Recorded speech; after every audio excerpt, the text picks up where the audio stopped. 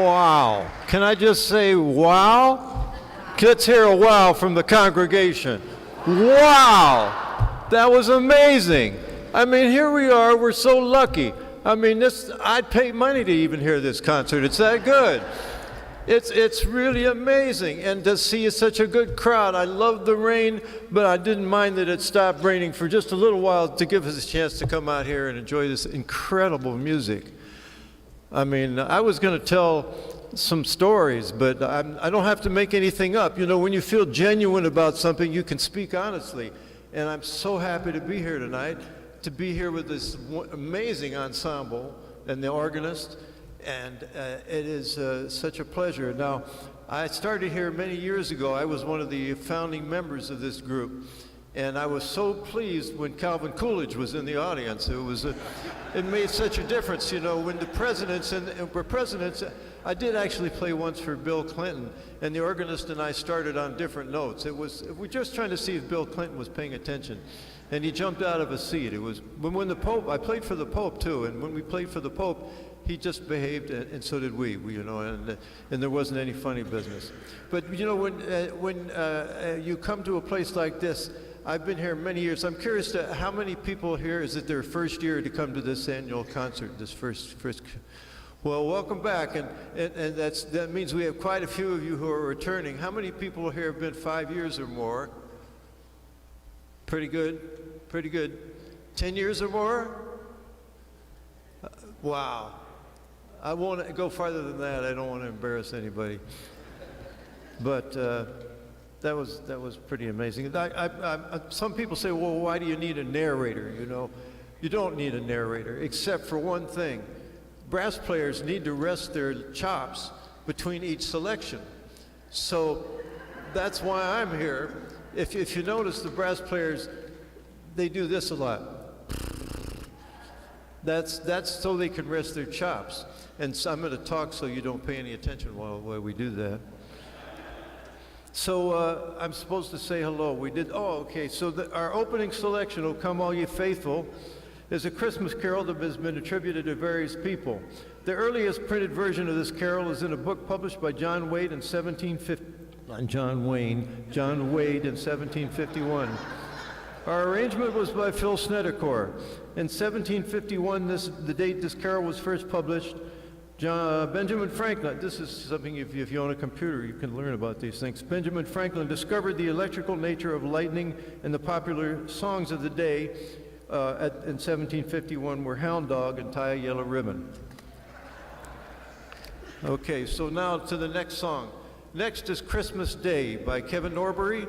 This short piece is based on two traditional carols, Sussex Carol and "I Saw Three Ships."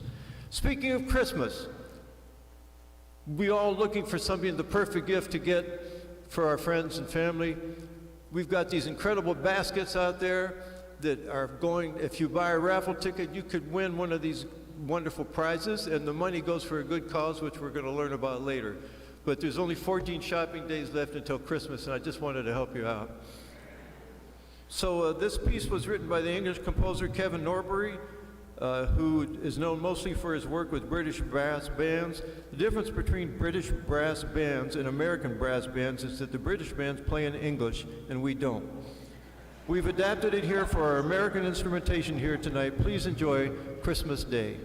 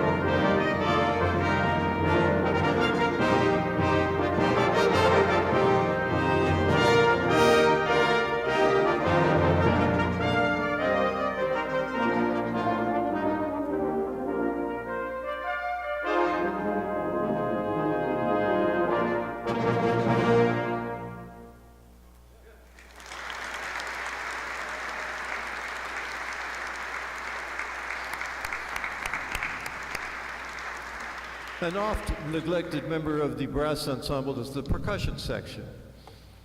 And I just wanted to point out that these people brought everything but the kitchen sink here tonight. Wait a minute. Nope, there's the kitchen sink. So an often unrecognized part of this important process is the percussion section. So let's have a special hand for the percussion section, because they... Yeah. Now, you all came here to hear great music, right? I mean, you have these wonderful composers, Beethoven, Brahms, Bartok. Unfortunately, you won't hear any of those composers tonight. However, we do have unknown composers that you may not have been exposed to that you're going to have an opportunity to hear. The next selection is one of these pieces. It's called Past 3 O'Clock. And just to let you know, other people that found this music very worthwhile, Linda Ronstadt recorded this carol on her album, A Merry Little Christmas. And I'm just taking a guess here, but I think this might be Justin Bieber's favorite piece of music. I don't know. I haven't talked to him. But this refrain first appeared in 1685. And those of you who are musicologists will know that Bach was born in 1685, Scarlatti was born in 1685, and also Handel was born in 1685. And as a little tidbit of historical nonfiction, James II renamed New Netherland to New York, and so don't tell me you didn't learn anything tonight, because you did. This arrangement for brass is by the British trombonist and composer Roger Harvey. Please enjoy.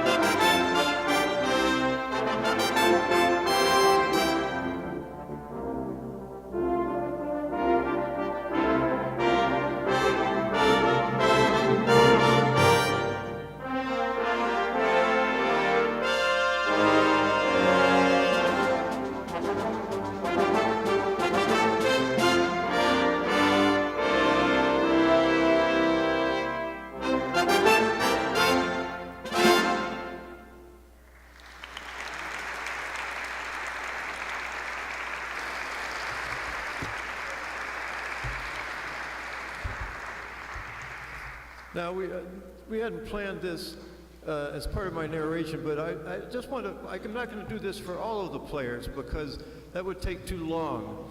And I promised we'd be out of here by midnight.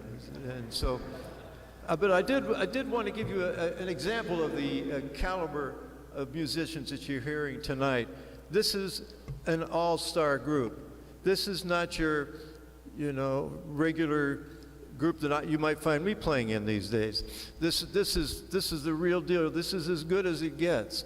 And just as an example, I'm going to embarrass our lead trumpet player, our first trumpet player, Rob Shear, by giving you a little bit of his biography. Rob, our first trumpet, would you stand up, Rob? No. That's all right. I'm not sure we could tell anyway. So Rob began performing on the streets when he was only 17. I'm sorry, the streets of Disney World when he was only 17 years old. He continued working at Disney World. That's right. While finishing a bachelor's degree in trumpet from the University of Central Florida, he's received a doctorate in musical arts from USC, studying with Boyd Hood, and has many other influences in the area.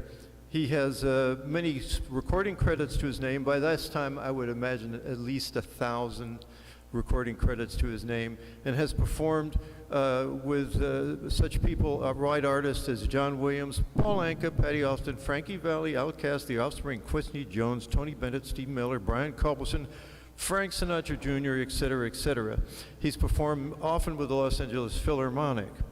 And this is the quality of playing that we're getting this evening. So just to let you know, I'm going to mention a few of you as soon as I get the information. So you can look for it. You can look forward to that. This next piece is entitled Sussex Mummers' Christmas Carol. And the mummers were people that went around England and performed little plays. And they are responsible for giving us some of the best known songs from that era.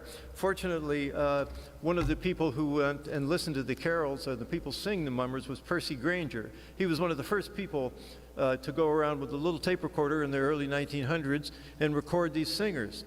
And so he's one of the best known composers for a band. And he was not lacking. He was a publicity hound.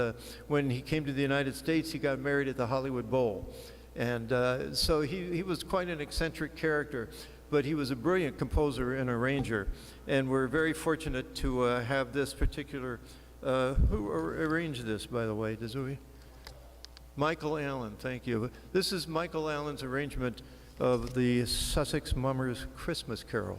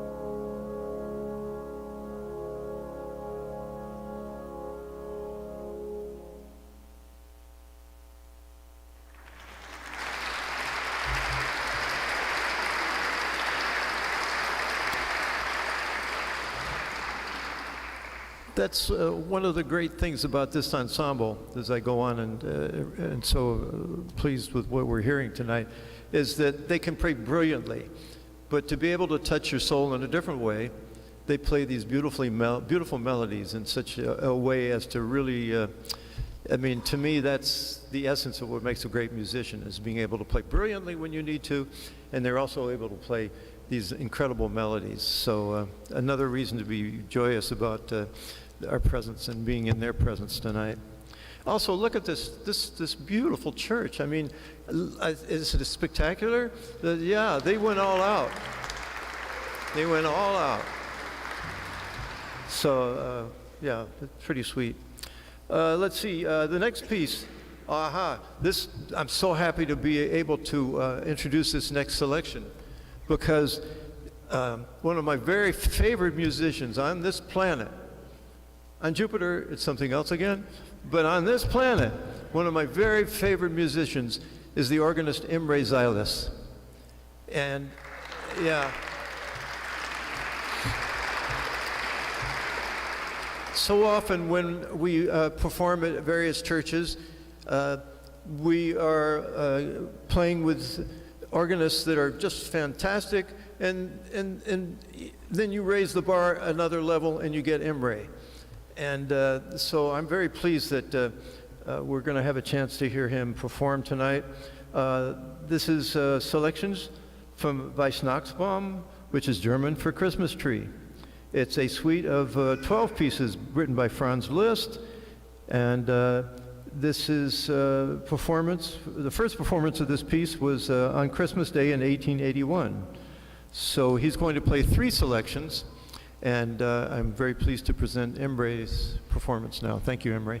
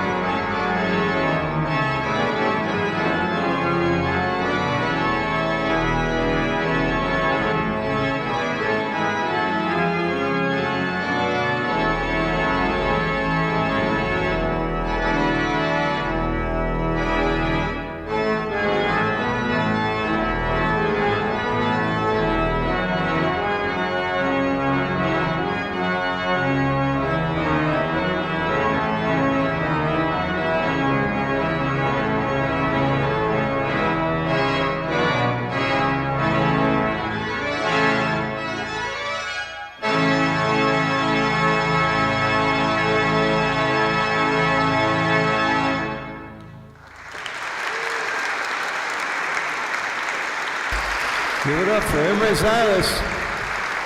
Bravo. Bravo, Emery.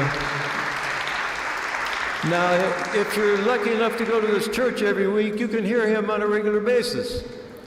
Yeah, so I mean, it's one of the amazing things about this area that we live in. I'm just kind of curious, how many are locals in the audience, people that live in the area? Yeah, good. How many people are north of Woodbury? How many people are south of Woodbury? Well, I'm just saying north of Woodbury looks like it's winning right now. But south of Woodbury is okay. You have seed there, right? You know, that wonderful bakery there. That's so many great things about this area.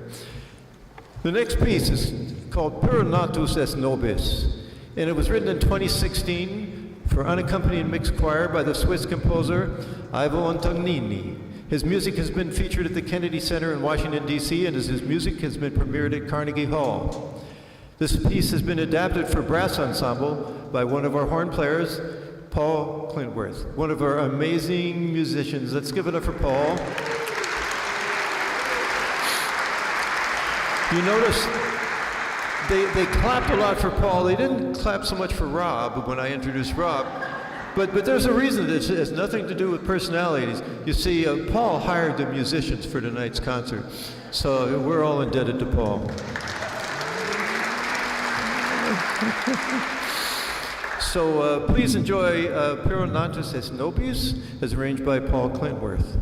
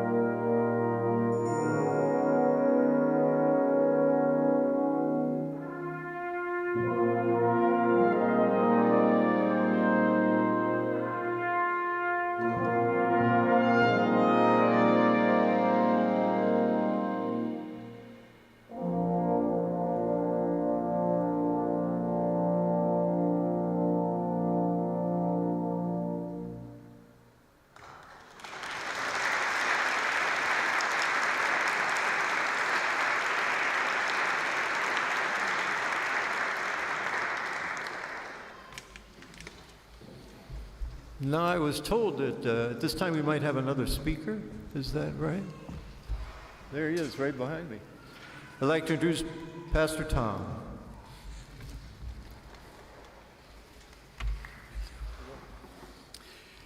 Thank you very, very much. What a splendid evening. Certainly a feast for ear and soul. A pleasure to see all of you here. My thanks to all the musicians, the sound people, the video production people, IMRA, of course, and then to each one of you for making this evening a possibility. Without your support out there, it couldn't happen. And now it is my pleasure to introduce to you Catherine. There we go. Goodness. Catherine Carter, who is the director of the Westminster Center, on whose behalf is this evening's concert. Catherine, if you would, please. Thank you so much, Pastor Tom. Well, 5 brief years before I was born, in the year 1971, anyone remember that year? Well, I don't, but maybe some of you in here do, but it was a historic year for Pasadena because there was a beautiful church located just off of Lake Avenue with a people who saw a need in the community and decided to do something about it. The good people of Westminster Presbyterian Church looked out and saw that there was a need for counseling in our community, and yet counseling had not really become a thing yet. It's hard to believe because it's such a big part of my life, but licensing programs, degree programs for this sort of thing were still being developed. So it was a very, very new field. And so I feel that Westminster Presbyterian Church was ahead of its time, looking out into the community and seeing that there were mental health needs that needed to be met. So they formed together a team to create what is now known as the Westminster Center. It began as the Westminster Center for Personal Growth and Development, a very long name, which we shortened for the business card. But it has since those almost, 51 years ago, has been servicing almost 1,600 client hours every year, providing quality and affordable counseling to those who need it most. We do have regular fees for our counseling, but a lot of folks can't pay that. And so we depend on the support of friends and neighbors and family who want to rally around this beautiful cause in our city. And that's why we hold a benefit, that's why we do fundraising, is to give you an opportunity to join us and partner with us in helping make Pasadena one of the healthiest cities on the map.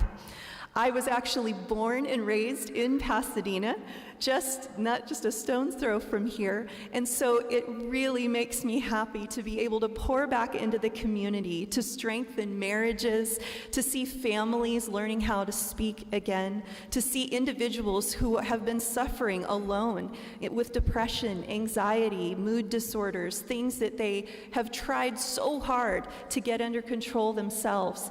And having that person, that real personal touch, having that opportunity to sit with someone who can just look them in the eye and say, I'm here for you in this moment, has made a difference in countless lives over half a century here in Pasadena. So while I may be the director and a little bit biased, I'm sure that you'll appreciate that Westminster Presbyterian has been doing some wonderful things for this city for a very long time. Would you join me in just applauding this beautiful family for all that they have done for us all these years?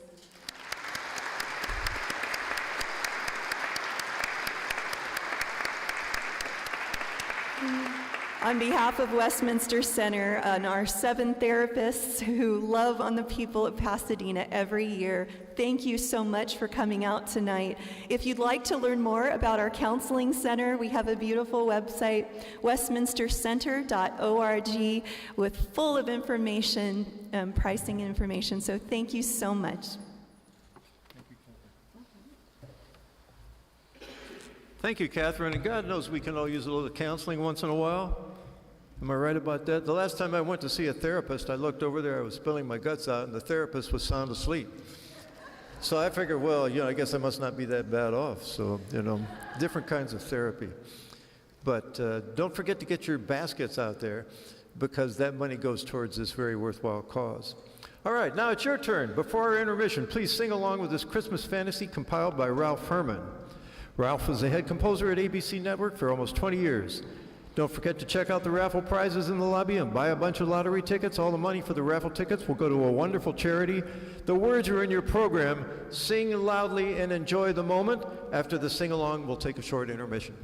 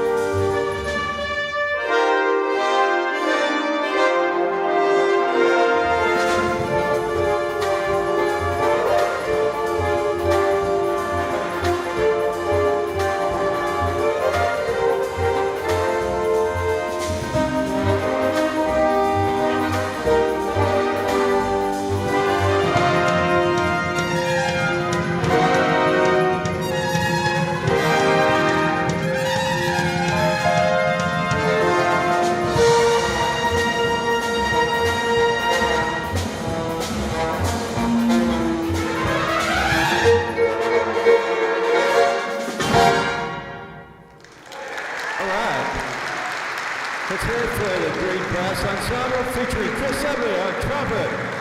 Yeah. Dang, that was good. All right, so that was originally written for the Doc Severinsen Band and premiered with the New York Philharmonic. So something to get us started in a really lively, jumpy mood here. And we're going to continue now with something else. Yeah, it's the most wonderful time of the year. And this was a popular Christmas song written in 1963. It was recorded. Anybody want to take a guess who recorded this first? That's right, Andy Williams. Yeah. And let's see, the song is a celebration. You know about this tune. Other people who have recorded this song include Amy Grant, Garth Brooks, Johnny Mathis, Jennifer Lopez. And let's see, I'm going to move this right along and just toss out all this wonderful material I have and just get right to the point. Rob Shear arranged this song. So Rob, thank you for doing that. And here it is, the most wonderful time of the year. Thank you.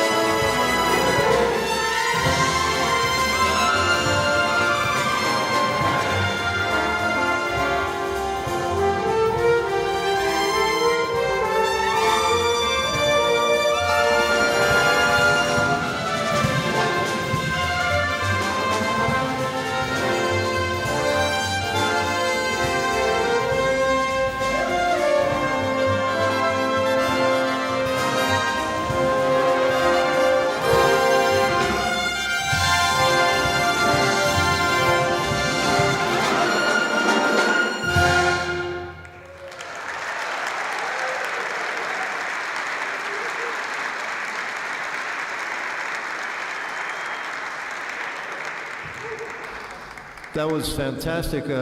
Some incredible great playing from the whole ensemble, particularly the horns, and our fabulous first trumpet player, Rob Bashir, on that remarkable exhibition.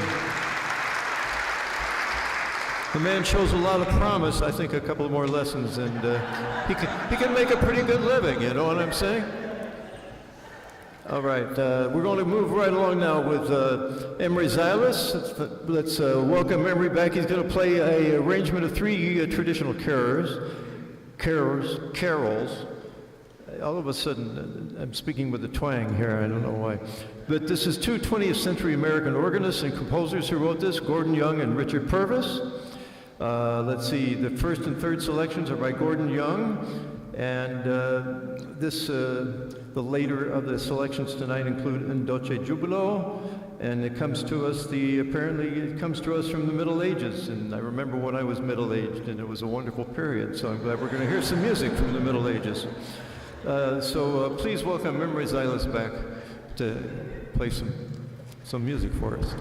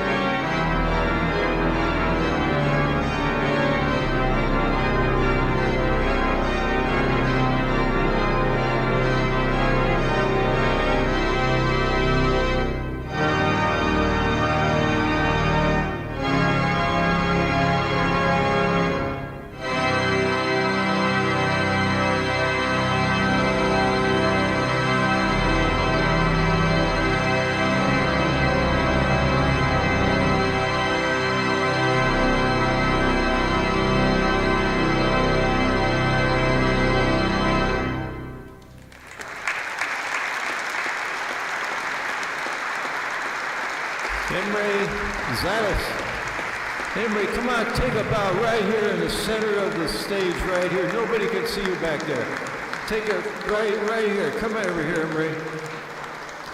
Yeah, he deserves to be seen as well as heard. That's more like it. Bravo. Bravo. Another gentleman who should be introduced is our conductor tonight, Kevin Mays.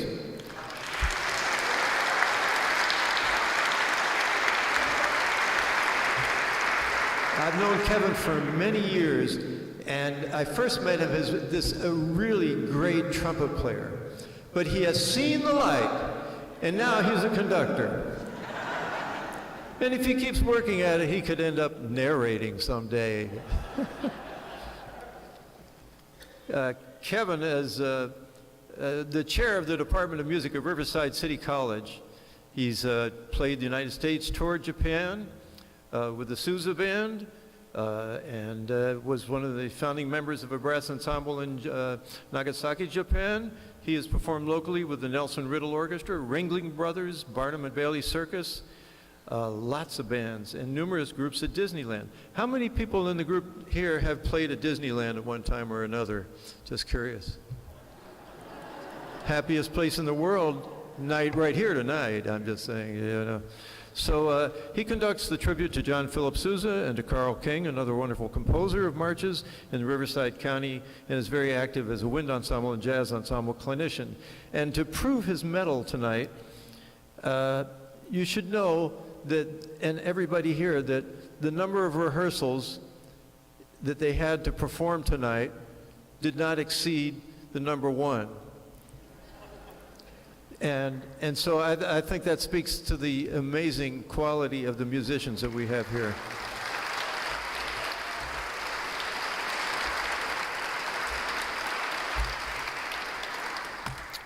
We're going to continue now with a tune entitled Sleigh Ride by Leroy Anderson. Leroy, oh, wait a minute. No, that's wrong. What's next? That's what I said. This is the Sleigh Ride into the little town of Bethlehem, which is, it's very picturesque, as you can imagine. The lyrics for this lovely carol were written by Pastor Philip Brooks and set to music just on Christmas Eve, 1868, and the carol was first sung the next day. The arrangement you will hear this evening is by the Chicago-based singer-arranger, keyboardist, producer, and conductor Paul Langford, and Paul is performed with Kenny Rogers, Josh Groban, and Celine Dion. Please enjoy O Little Town of Bethlehem.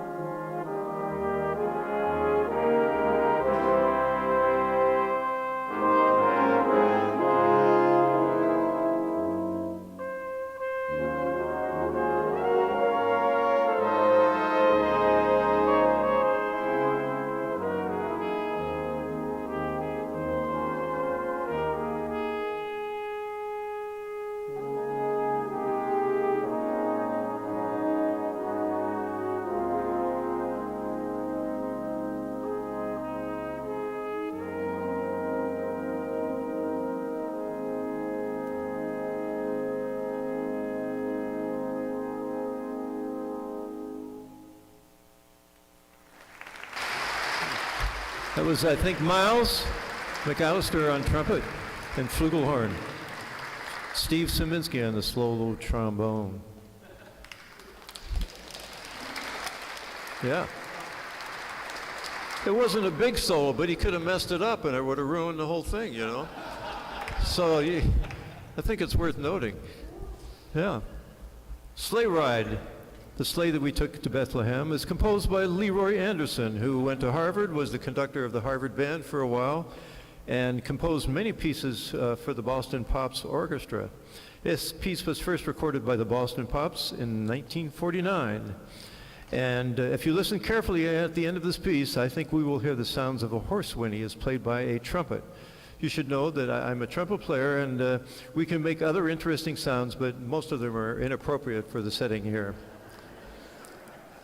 So please enjoy other pieces by Leroy Anderson include Trumpeter's Lullaby, Bugler's Holiday, and The Syncopated Clock. This arrangement is done by Mark Kibble of the vocal group Take Six.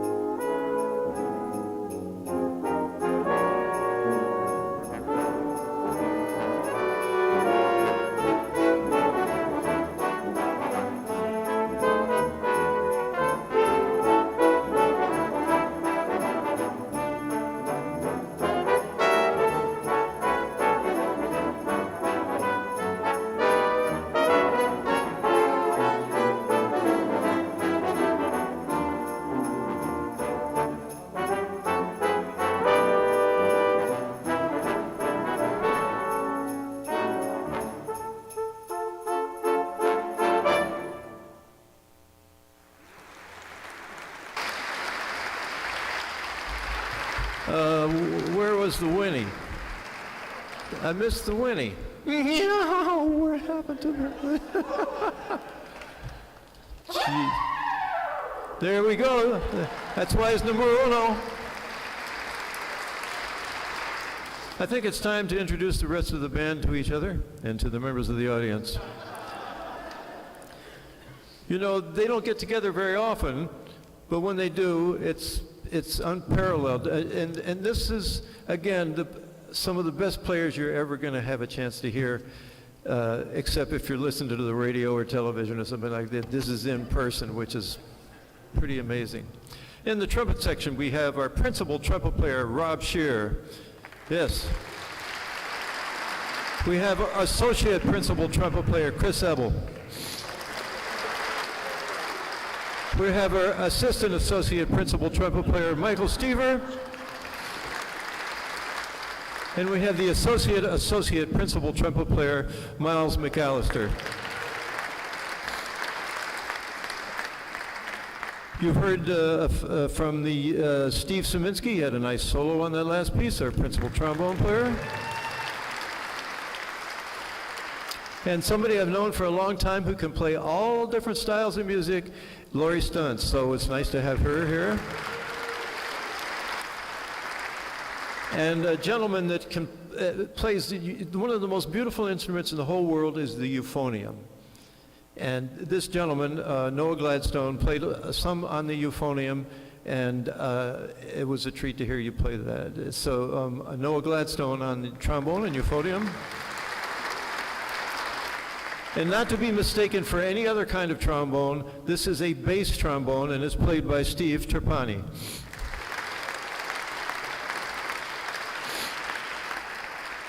And on the French horn section, we have the power couple here. These people run music in Los Angeles, Dylan Hart and Annie Bosler.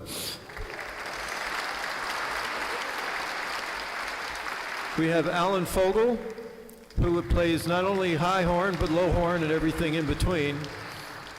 And the person who really is responsible more than anybody except for me. Is the person most responsible for putting this group together, Paul Clint Worth. Yeah. We heard Chuck Kuntz, that fabulous tuba solo. So, yeah. We all know that the trumpet players are really the most important members of the trumpet section, but not many people know that the tuba lays the foundation for everything you're hearing here tonight. So we're grateful for such a good tuba player. On percussion, we have a dynamite percussion section here. Scott Higgins on the timpani, and bells and in the kitchen sink. He's playing the opera, LA Opera right now. So just think, if you wanted to go here and play at the opera, it would have cost you hundreds of dollars. Tonight you're getting it. Just saying, you know. And Stephen Schmidt, did you hear his fantastic playing on this drum set? So if you have any New Year's gigs, please give Stephen a call. He deserves the best gig I ever, never mind. Keyboards, we have Alan Steinberger on keyboards in the north. Alan is, he's the go-to guy here in town. If you want something done, and done well, Alan is the person to take care of it. Also a great sense of humor. On organ, we have the great and fabulous Imre Zylis. He's back here.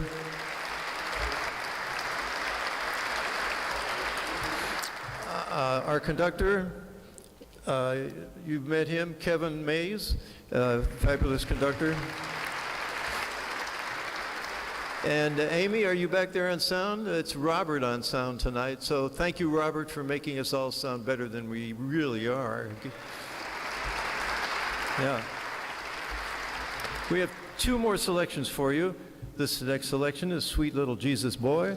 It was composed by Robert McGinsey and published in 1934 by Carl Fisher Music. And it's notable songs, but I'm going to talk less and let you listen more. This is Sweet Little Jesus Boy, and it's arranged by Mark Kibble of the gospel group Take Six.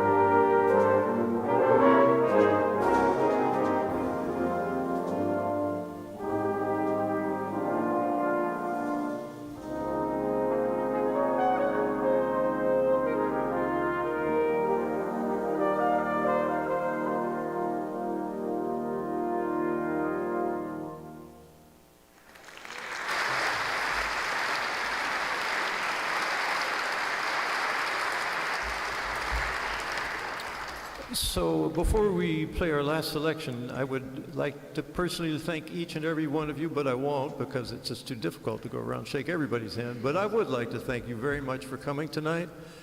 I've often said that without the audience, it's just another rehearsal.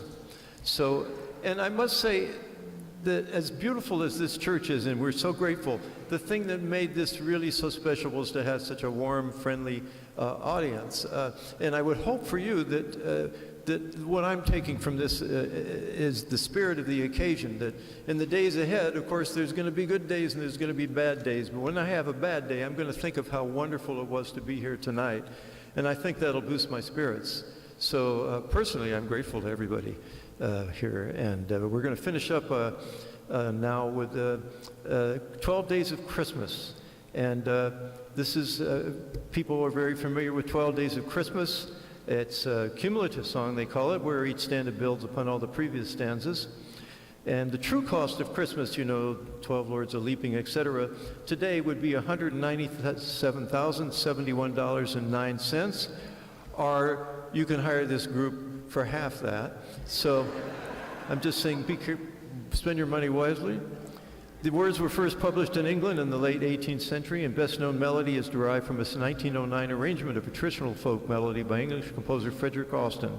This arrangement is by the wonderful Ralph Carmichael, an American composer, and did a lot of wonderful work in the religious realm of brass music and orchestral music. And so thank you again for being here. Thank you, brass players, conductors, sound people, audience, and most especially Westminster Presbyterian Church for hosting us again this year. 12 Days of Christmas.